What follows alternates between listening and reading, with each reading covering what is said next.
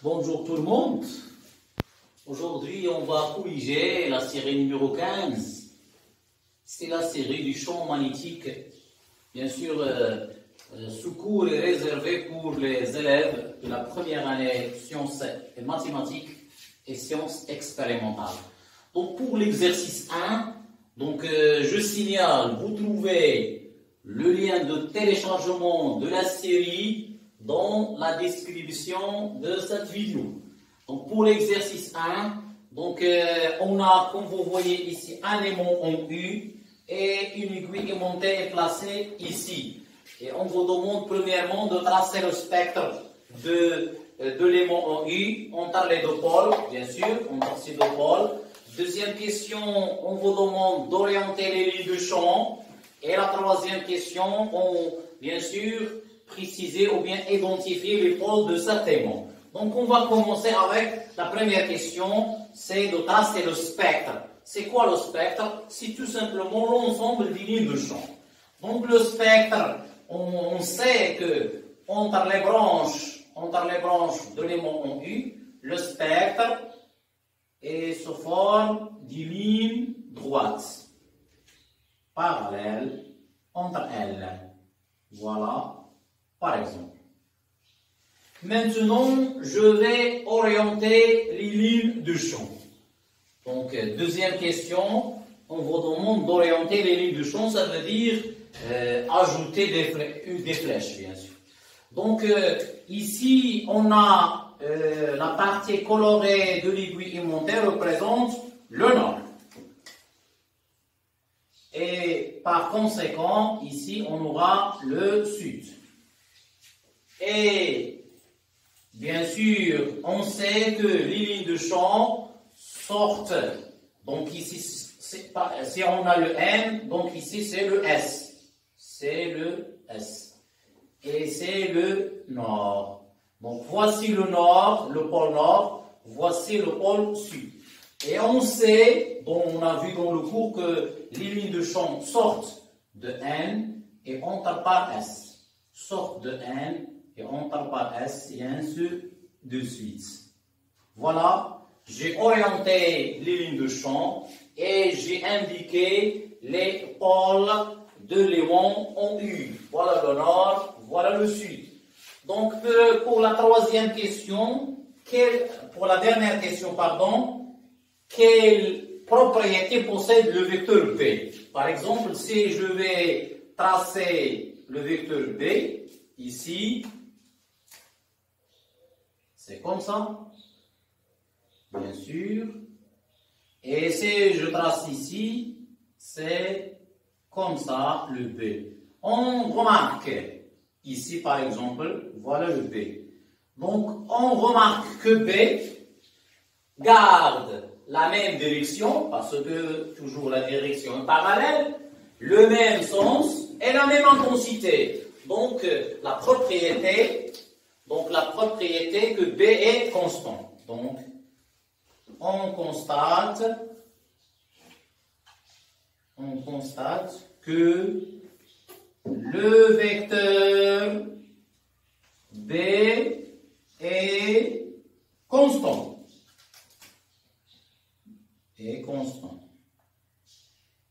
La deuxième partie de la question, comment appelle-t-on un tel champ magnétique? Donc, puisque B est constant, donc le champ est uniforme. Alors, le champ est uniforme. Alors, le champ magnétique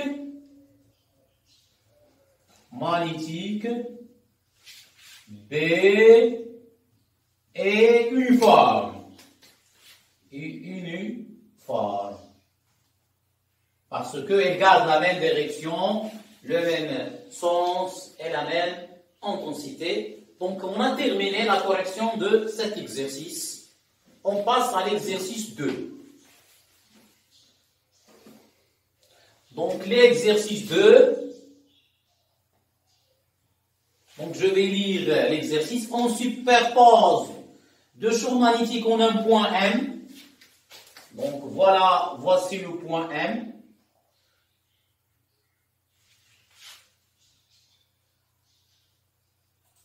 Voici le point M. Donc, on a superposé deux champs magnétiques de l'espace avec deux aimants. Voilà l'aimant A2 et voilà l'aimant A1. A1. Donc, on constate que les deux axes sont perpendiculaires.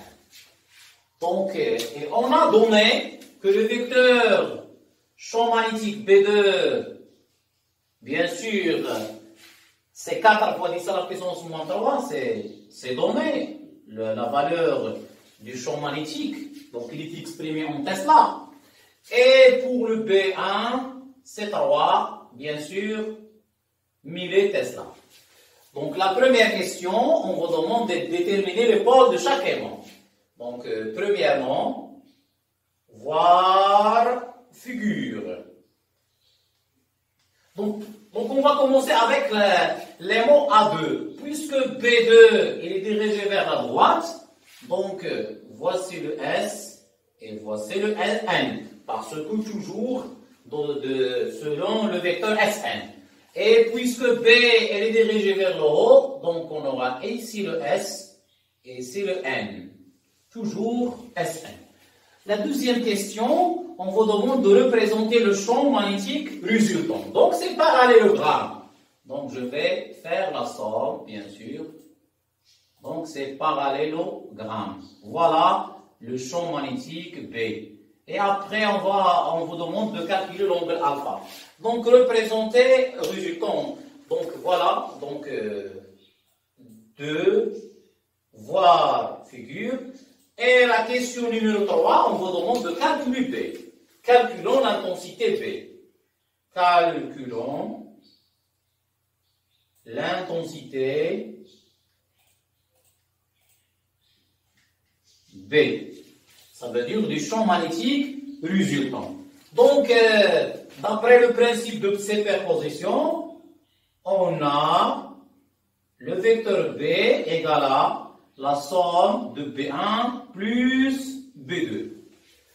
Donc, puisqu'on a ici un angle droit, donc on va appliquer le théorème de Pythagore. Alors, B égale racine de P1 au carré plus B2 au carré. Voilà. Maintenant, je vais faire l'application numérique. B égale, donc B1 c'est 3 fois 10 à la puissance moins 3 le tout au carré, plus 4 fois 10 à la puissance moins 3 le tout au carré. Après tout calcul fait, on trouve que B égale, c'est 5 fois 10 à la puissance moins 3 Tesla, ou bien 5 milletesla. Maintenant, on vous demande de calculer l'angle alpha. Donc, alpha compris entre B2 et B. Donc, on va utiliser tangente. Calculons alpha. Donc, on a tangente alpha égale. On a tangente alpha égale. C'est quoi le tangente alpha? C'est le B1, l'opposé. C'est le B1 sur B2. Application numérique. Tangente alpha égale, donc c'est 3 fois 10 à la puissance moins 3 sur 4 fois 10 à la puissance moins 3. Donc je vais simplifier par 10 moins 3, je trouve, soit tangente alpha égale à 0,75. Donc, donc si j'utilise la calculatrice, je vais trouver alpha, c'est à peu près égal à 37 degrés. Voilà. Donc, c'est la fin de la correction de l'exercice 2. Donc, il nous reste l'exercice 3 et 4. Je vais faire, bien sûr. Donc, l'exercice 3, on a deux aimants A1 et A2. Ces deux aimants sont identiques. Donc, à la même distance, bien sûr, de M, à la même distance de M, comme l'indique cette figure, chaque aimant crée un champ magnétique de 2,5 fois 10 à la puissance moins 3 Tesla. Donc la première question, on vous demande de représenter B1, B2 et B total, bien sûr. Donc on va commencer avec B1. Puisque S elle est là, donc B elle est dirigée vers l'aimant. Donc voilà le B1. Puisque S elle est là, donc elle va sortir et c'est le même module. Donc voilà le B2. Donc c'est le parallélogramme, bien sûr. Et je vais trouver, bien sûr, donc diagonale.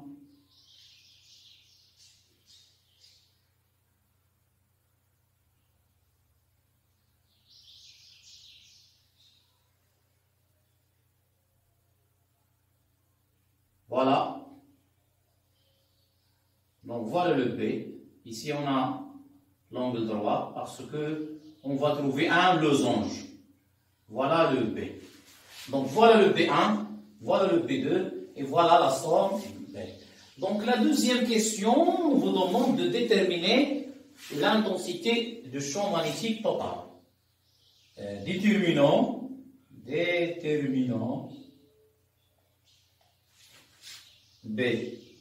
Déterminant l'intensité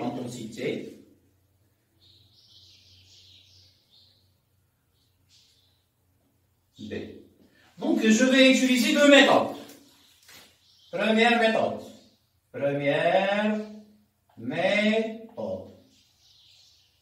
Donc, on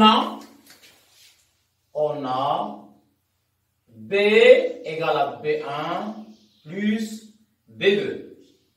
Donc, à quoi est égale la norme de d'où? Donc, je vais enlever au carré pour trouver l'intensité. Donc, B au carré égale B1 plus B2, le tout au carré. Donc, c'est le théorème de Cauchy. B au carré, donc c'est B1 au carré, plus B2 au carré, plus 2 fois B1, scalaire B2. D'où, bien sûr, on sait que B1 égale à B2, donc je vais utiliser seulement B1.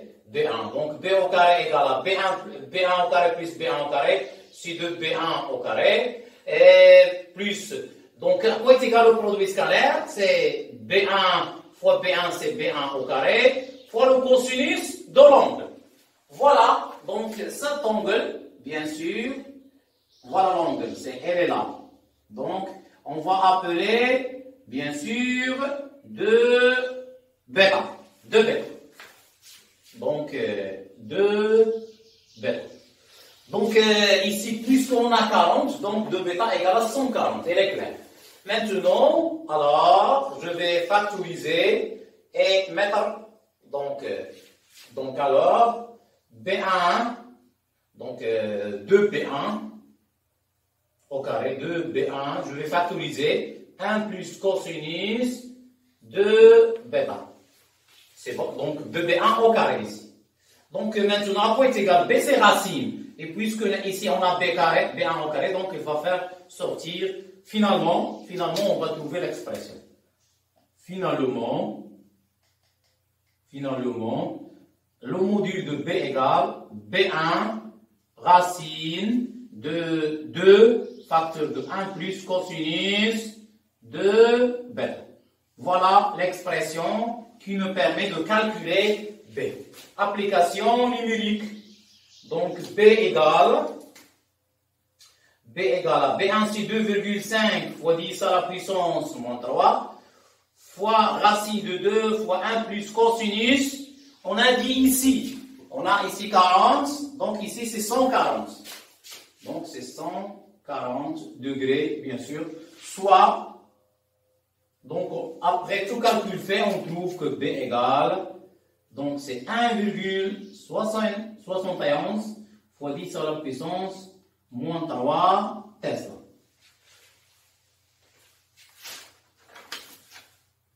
C'est ça. Maintenant, deuxième méthode.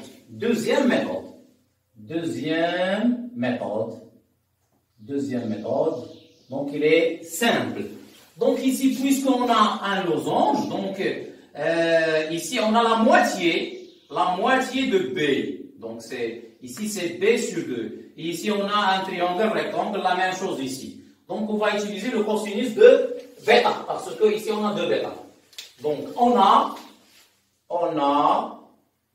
cosinus bêta égale, c'est B sur 2, le tout sur B1. D'où B égale C2 B1 cosinus bêta. Voilà, c'est simple. Application numérique. B égale 2 fois 2,5 fois 10 à la puissance moins 3 fois le cosinus bêta combien égale 70. Oui, 70. Parce que ces 2 bêta sont 40. Soit B égale, c'est le même résultat qu'on a trouvé auparavant. C'est 1,71 fois 10 à la puissance moins 3 Tesla. Donc, il reste la dernière question.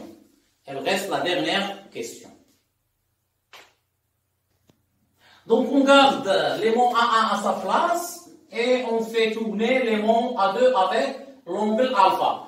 De telle sorte que le champ magnétique résultant, c'est B' égale 4,33. Donc, B' égale à 4,33 fois 10 à la puissance moins 3 Tesla. Donc, il est supérieur à celle qu'on a trouvée auparavant. Donc, la question, déterminer la valeur alpha. Donc ici, regardez dans nos schémas, j'ai utilisé θ. Donc, ici, parce que l'angle ici, c'est 2 θ.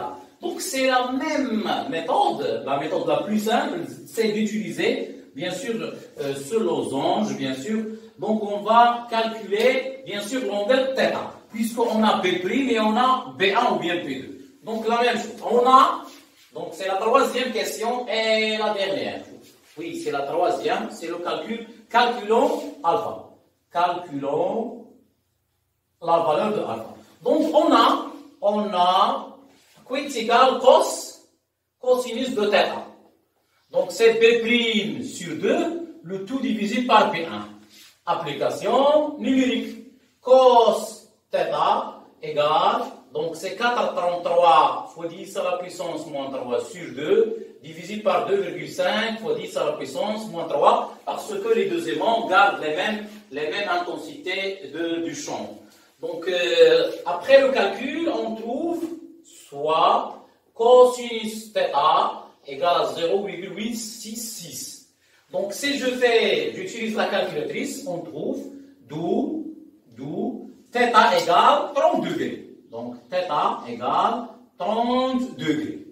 Voilà, le problème est résolu maintenant. Donc, regardez ici, donc, on a l'angle droit, donc l'angle, bien sûr, qui est égal à 180. Donc, d'autre part,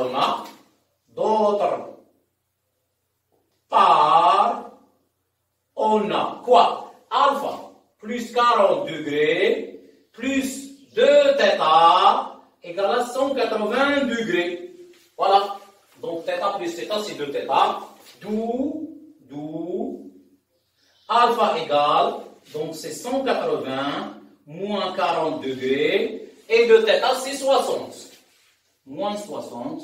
Donc, soit alpha égale 80 degrés. Voilà. C'est la fin de la correction de cet exercice. C'est un bon exercice. Merci.